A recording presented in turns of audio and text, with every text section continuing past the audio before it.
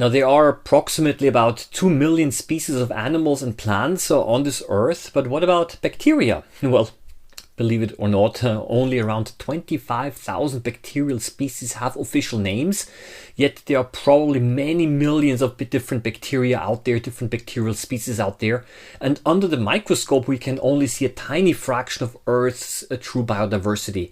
But there are also other challenges that make it so hard to say how many bacterial species actually exist. So hi, hello and welcome again, Microbehunter here, and today I would like to talk about a fairly difficult question. I would like to explore a little bit how many bacterial species there are in this world. And I say it's difficult because it's kind of difficult to also say what a bacterial species actually is, because the species definition that we have for bacteria is different than the one that we have for animals and plants.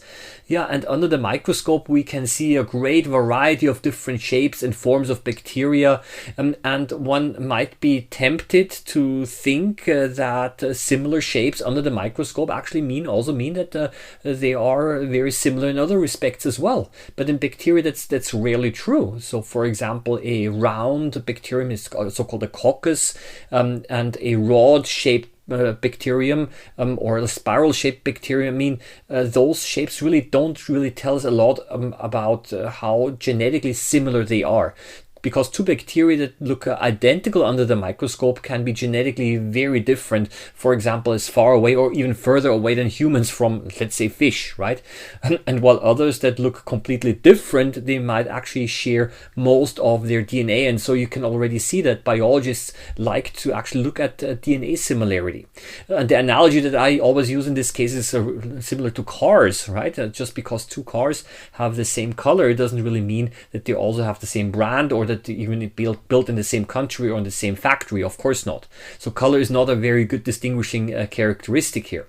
Now you have to look at other things when we look at bacteria, and that's why taxonomy, which is the categorization, classification, the study of the relatedness of bacteria, why it cannot rely only on appearance alone, right? What we need also molecular data, basically the biochemical data, to really see which bacteria are more similar than others. But the problem is actually even more complicated than that. So, because what does it even mean when we talk about a species? Well, higher plants and animals, a species is defined by so-called reproductive isolation, and individuals that belong to one species, they are able to interbreed, and they're able to produce offspring, basically babies, next generation of organisms, and they are able to do the same thing again, right? But bacteria, they don't reproduce sexually, so that definition really doesn't work here, because bacteria reproduce by cell division, right? You've got one bacterium, it divides, and so you need other characteristics, or other criteria rather,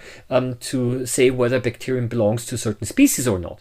And instead, scientists mostly use genetic similarity. So if two bacteria share about 95% or more of their DNA, then they're considered to be the same species.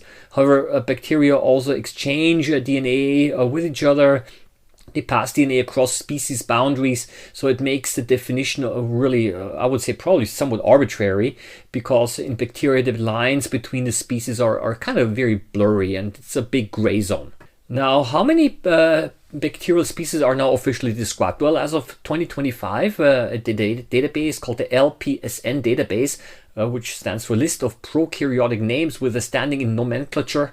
It's a long name again. Well, this database lists around 25 to 26,000 valid bacterial species. There are also some synonyms, so some bacteria have been described multiple times in the database, but it's around that range now. And that sounds like a lot until you actually realize there are millions of insects described, and probably even hundreds of millions of bacteria are waiting still to be discovered, therefore.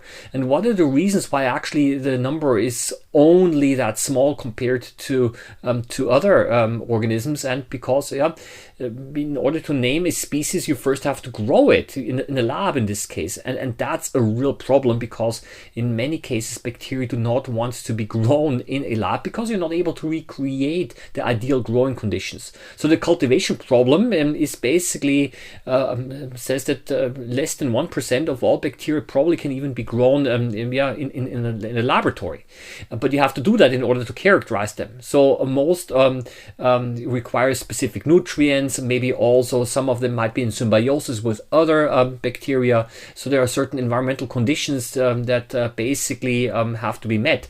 Oxygen concentration, maybe the pressure, air pressure, I don't know, yeah, unusual salts or so, and some bacteria really cannot be cultured at all. I mean, scientists even gave this a name. It's called the Great Plate Count Anomaly, where basically when you compare the colonies on a petri dish, you can actually see that there are far fewer of them actually grow than you're able to see probably under the microscope or by direct DNA studies. So evidently it's very clear that we're really missing most of the bacteria when we're studying them. So, and of course, enter the DNA revolution. That's where DNA sequencing changed everything, because with so-called metagenomics, scientists are now able to extract DNA directly from soil, from water, or even from the air. And you're able to directly analyze the DNA of the bacteria that are there, even without having to grow them. And that's pretty cool. So, because then we're able to identify species that essentially cannot be cultured. Yeah, and they are also given a name. They call it candidate species because it's kind of like a provisional name for bacteria that basically has only been described using their DNA profile, but not really because of they could be grown in the lab. And so this kind of revealed, these studies revealed that the microbial life is far, far richer than anyone actually imagined. Now, some scientists are even going a step further, and they're saying because bacteria are so ubiquitous, they can be pretty much found everywhere, almost everywhere. We can assume that pretty much every multicellular organism, like we human beings, each one of them might be the host of an own unique bacterial species, because each organism is like an ecological niche for a separate bacterium. So plants, insects, I don't know, whatever you can think of, might all be the hosts of species that bacterial species that you cannot find anywhere else. Right, so essentially we can assume that the number of bacterial species far surpasses the number of multicellular organisms that we have in the world. And yeah, and as I just said, only about 25 to 26,000 of them have actually been characterized. Yeah, so essentially we can see that biodiversity is enormous, and yeah, most of the things, well, basically microbiologists probably will never run out of a job here. Now, the scale of the diversity studies estimates anywhere, therefore, from a few hundred million bacterial species on Earth, yet we have described only a very, very small percentage of them. So the unseen microbial world, well, I would say probably takes up most of the world's biodiversity, and maybe even most of its biomass, right? The biomass is the total mass of the living material. So every time when we put a drop of pond water or a little bit of soil under the microscope, I mean, yeah, it could contain species that are basically completely unknown to science. And when we look through the microscope, then we're just really glimpsing only at the surface of a vast, vast invisible world. And I think a vast invisible world that shapes our planet and our life in ways that we probably are just beginning to really understand. In any case, now you probably also understand a little bit why microorganisms fascinate me so much. And I just talked about bacteria, but what about all of those protozoans that we have out there, right? Oh my gosh, I mean, I don't know, so many things to discover, I think enough for today from my side. I hope that you found it interesting a little bit, and that maybe I have given you a slight glimpse and slight insight into the complexity of this whole matter. I wish you all the best. Happy microbe hunting as always, and hope to see you again in the next video. Bye bye.